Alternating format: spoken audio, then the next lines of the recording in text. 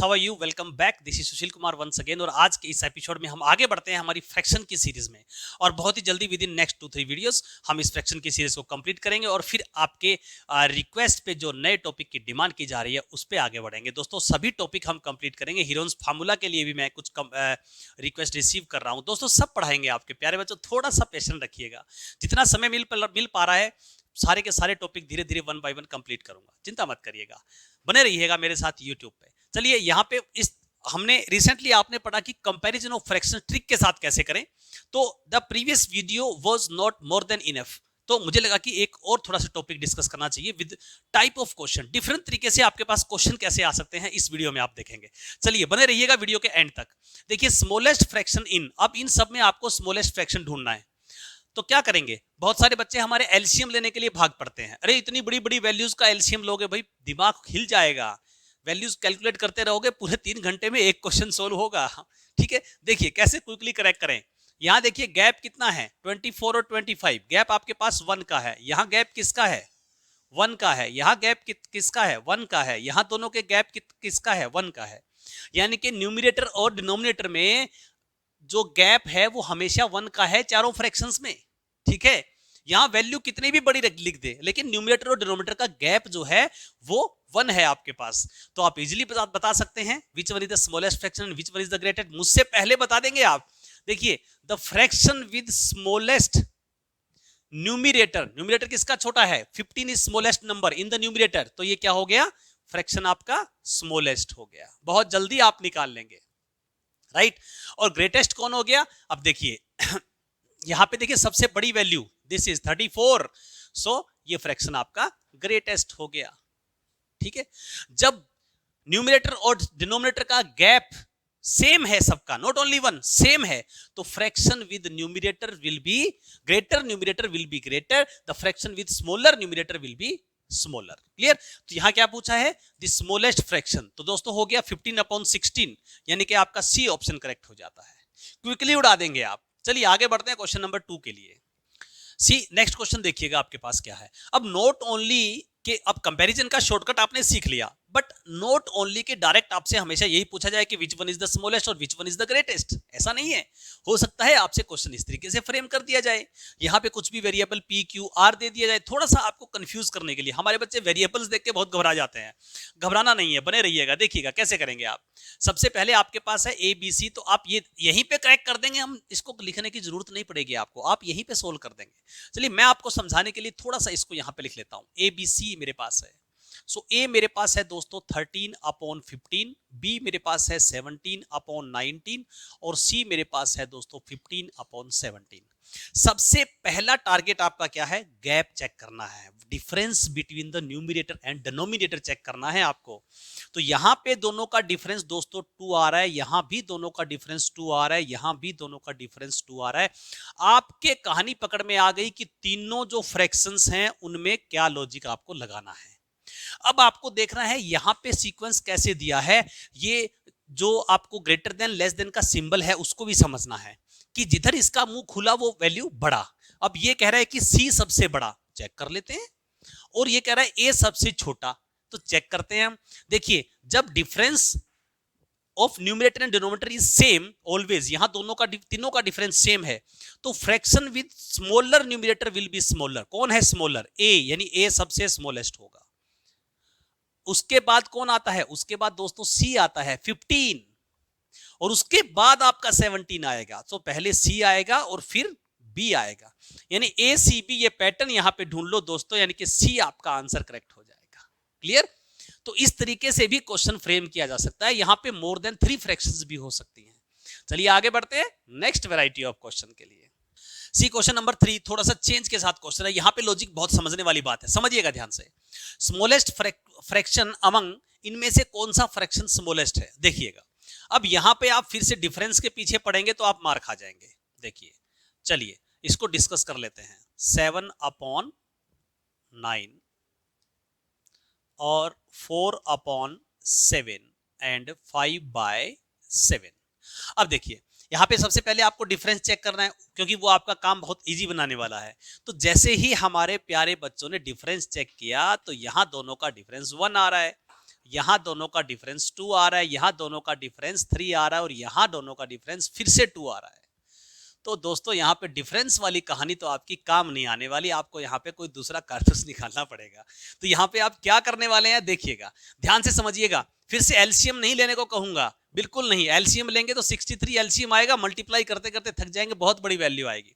अभी आपको क्या करना है, आपको निकालना है एलसीएम। किसका एलसीएम? जो इनका डिफरेंस है। किसका एलसीएम? जो इनका डिफरेंस है फ्रैक्शंस का, न्यूमरेटर एंड डिनोमिनेटर का जो डिफरेंस है वो क्या है 1 2 3 2। तो 1 2 3 2 का एलसीएम क्या आएगा दोस्तों? आपके पास 6 आ जाएगा। ठीक है, तो अब इन डिफरेंस को सबको 6 बना दो।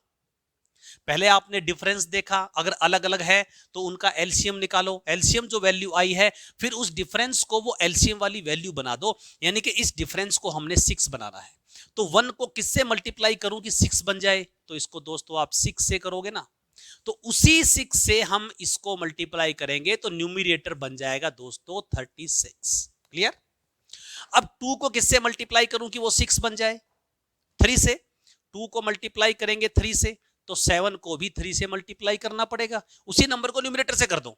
ठीक है, तो हम क्या बन जाएगा न्यूमरेटर यहां पे 21।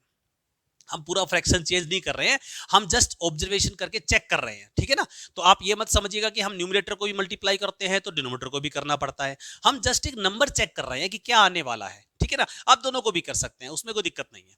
अब देखिए, मैं तो कम से कम टाइम लगे आपको। अब 3 को किससे मल्टीप्लाई करेंगे? 2 से करेंगे तो 6 बनेगा। तो आप यहां इसको भी 2 से करेंगे तो 4 2 जा क्या बन गया दोस्तों? 8 बन गया।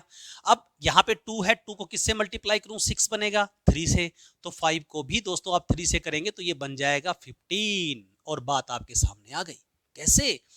अब यहां पे स्मॉलेस्ट कौन है मुझे बता दो, वही आपका फ्रैक्शन सबसे स्मॉलेस्ट होगा। तो सबसे स्मॉलेस्ट आपको दिख रहा है 8। एलसीएम इक्वल करने के बाद आपने न्यूमरेटर को मल्टीप्लाई कर दिया तो 8 सबसे स्मॉलेस्ट आ रहा है। तो इसका मतलब ये वाला जो फ्रैक्शन है वो स्मॉलेस्ट हो गया, यानी कि 4/7 आपका सबसे स्मॉलेस्ट फ्रैक्शन हो गया। ठीक है, आप क्विकली डेसिमल में कन्वर्ट करके क्रॉस चेक कर लीजिएगा। चलिए आगे बढ़ते हैं नेक्स्ट क्वेश्चन के लिए। चलिए क्वेश्चन नंबर 4 को डिस्कस करते हैं। तो दोस्तों मैंने पहले भी आपको बताया है कि एक बार क्वेश्चन को सॉल्यूशन शुरू करने से पहले आपको उसको with in few seconds track करना है। आपको ये ट्रेस कर लेना है कि क्वेश्चन किस टाइप का है, आप उसको कैसे सोल्व करेंगे, कौन सी टेक्निक आपको लगानी है, वो तो आपको पहचानना पड़ेगा। क्लियर? देखिए, अब आप which of the following is correct, तो इनमें से कौन सा करेक्ट लिखा हुआ है। देखिए, आपको यहां पे कुछ ऑप्शन ऐसे ही पता लग जाएंगे देखते ही कि वो बिल्कुल रॉन्ग लिखा हुआ है। कैसे? सबसे पहले मैं यहां पे देखूं, यहाँ डिफरेंस कितना है, देखिए 1 और 2 का डिफरेंस 1 हो गया, यहाँ भी डिफरेंस 1 है, यहाँ भी डिफरेंस 1 है, यहाँ भी डिफरेंस 1 है। तो जब डिफरेंस सेम है तो fraction with smaller numerator will be smaller. और यहां क्या बोल रहा है कि this is greater than this, how this is possible. यहां न्यूमरेटर 1 है, यहां 2 है, तो ये 2 वाला 2/3 बड़ा होना चाहिए 1/2 से। होना चाहिए कि नहीं होना चाहिए? बिल्कुल होना चाहिए। बट यहां पे कह रहा है कि 1/2 ग्रेटर है, सिंबल लगा रखा है इसने, तो इसका मतलब ये रॉन्ग हो गया। क्लियर? खत्म। अब देखिए, ये कह रहा है सेकंड में बी में 0 is greater than 7/17। Is it right? 0 किसी भी पॉजिटिव नंबर से बड़ा नहीं है, 0 सभी पॉजिटिव नंबर से छोटा है, 0 सभी नेगेटिव नंबर से बड़ा है। समझे? तो 0 7/17 से बड़ा नहीं हो सकता। ये कह रहे हैं कि 0 बड़ा है, ये भी रॉन्ग हो गया। ठीक है, अब यहां पे देखिए, अब इसमें अब देखिए यहां पे आप अगर डिफरेंस चेक करेंगे, यहां डिफरेंस तो बहुत ज्यादा है। ठीक है, 17 का डिफरेंस है, यहां डिफरेंस 2 का है, यहां डिफरेंस 5 का है, डिफरेंस वाली कहानी तो नहीं लगेगी। तो यहां पे आप एक क्रॉस मल्टीप्लाई कर लो, 7 को 3 से मल्टीप्लाई किया दोस्तों 21 आएगा। ठीक है, 24 को 1 से मल्टीप्लाई करोगे तो 24 आएगा। कौन बड़ा? 21 बड़ा के 24 बड़ा? तो दोस्तों 24 बड़ा, यानी कि 1/3 बड़ा होना चाहिए था, लेकिन ये कह रहा है 7/24 बड़ा, तो रॉन्ग हो गया। अब ये आपको चेक करना है कि आप थोड़ा सा इन चीजों में कैसे अपने इजीली क्वेश्चन को पहचान पाएंगे कि आप इसमें कौन सी ट्रिक लगाएंगे। ठीक है, अब देखिए, अब यहां पे इसने क्या किया, इसका मतलब क्या हुआ, 3 ऑप्शन गलत हो गए, नन ऑफ दिस तो है नहीं, इसका मतलब मेरा ऑप्शन डी करेक्ट हो गया। ठीक है कि नहीं? बट हम इसको चेक भी कर लेते हैं। देखिए, थोड़ा सा आपको ये पावर जो है डेसिमल में और फ्रैक्शन में और ये डेसिमल नंबर देके कंफ्यूज नहीं होना है। 0.5 का मतलब क्या है दोस्तों? 0.5 का मतलब है 1/2। ये आपका है जी डी ऑप्शन। ठीक है ना। 0.5 का मतलब क्या है 1/2। देखो 0.5 यहाँ पे है 0.5, डेसिमल हटाओगे 5/10 होगा, 5 1 जा 5 2 जा, क्या बनेगा 1/2 बन जाएगा आपके पास, ठीक है 1/2 बनेगा। सो मैंने उसको 1/2 लिख दिया, देन 2/3, देन 3/4, और देन अब देखिए 16 का पावर 0.5, 16 का पावर 0.5 और 25 का पावर 1/2। पहले इसको सोल्व कर लेते हैं, सोल्व करके यहां लिख देंगे, ठीक है। अब 0.5 का मतलब क्या है, 0.5 का मतलब है दोस्तों पावर 1/2, और यहां तो ऑलरेडी पावर 1/2 है। अब पावर 1/2 का मतलब क्या है, स्क्वायर रूट, ठीक है। देखिए कैसे, इसका मतलब है 16 का अंडर रूट और इसका मतलब है 25 का under root, square root of 16 and 25। तो दोस्तों 16 का स्क्वायर रूट क्या होता है, 4 होता है। 25 का स्क्वायर रूट क्या होता है दोस्तों, 5 होता है। इसका मतलब ये बन गया 4/5, यानी ये जो वैल्यू आपके पास लिखा हुआ है यहाँ पे, ये 4/5 बन रहा है आपका, दिस इज 4/5। अब देखो जरा, अब आप इजीली पहचान पाएंगे कैसे, इसको आप मैं क्लाउड में डाल देता हूं क्योंकि ये मेरा इस पार्ट का, इस फ्रैक्शन का सॉल्यूशन पार्ट हो गया। अब देखिए 1/2 डिफरेंस कितना आ रहा है, 1 ओनली, डिफरेंस कितना आ रहा है 1 ओनली, डिफरेंस कितना है 1 ओनली, डिफरेंस कितना है 1 ओनली। तो इसका मतलब क्या होगा, fraction with smaller numerator will be smaller, 1 smallest है, बिल्कुल सही कहा। 1 2 3 4 में कौन स्मॉलेस्ट, 1 स्मॉलेस्ट, फिर उसके बाद 2 वाला आना चाहिए, फिर 3 वाला आना चाहिए, फिर 4 वाला आना चाहिए, बिल्कुल सही लिखा हुआ है। असेंडिंग ऑर्डर, यानी कि सबसे छोटा, फिर उससे बड़ा, फिर उससे बड़ा, फिर उससे बड़ा, तो यानी कि आपका आंसर हो जाता है डी करेक्ट ऑप्शन, ठीक है। तो फ्रैक्शंस के केस में इस तरह की वैल्यूज देख के भी घबराना नहीं है, उसको सोल्व करिएगा, बिकॉज ये सॉल्यूशन भी आपके ही सिलेबस का पार्ट है, ये कहीं बाहर से नहीं ऐड हुआ है, ठीक है ना, आप इसको भी सोल्व कर सकते हैं। चलिए आगे बढ़ते हैं क्वेश्चन नंबर 5 के लिए। सी नेक्स्ट क्वेश्चन नंबर 5 आपके पास क्या है, ये बहुत ही इंपॉर्टेंट क्वेश्चन रहता है हमेशा। Which of the following is between 5/8 and 7/11। आपको देखना है कि इन दो फ्रैक्शन के बीच में इनमें से कौन सा फ्रैक्शन आने वाला है। सो आप क्या करने वाले हैं, यहाँ पे देखिएगा, यहाँ मेरे डिफरेंस वाली टेक्निक काम नहीं आने वाली है, तो हम क्या करेंगे, आप ये देखिए सबसे पहले पहले वाला फ्रैक्शन उठाओ और इन दोनों के बीच में बीच में पुट कर दीजिए। मैंने मान लिया कि ये फ्रैक्शन इन दोनों के मिडल में आने वाला है, सुपोज, ठीक है। 1 बाय 1 हम सबको चेक करेंगे, फिर हम सेकंड वाले को चेक करते हैं।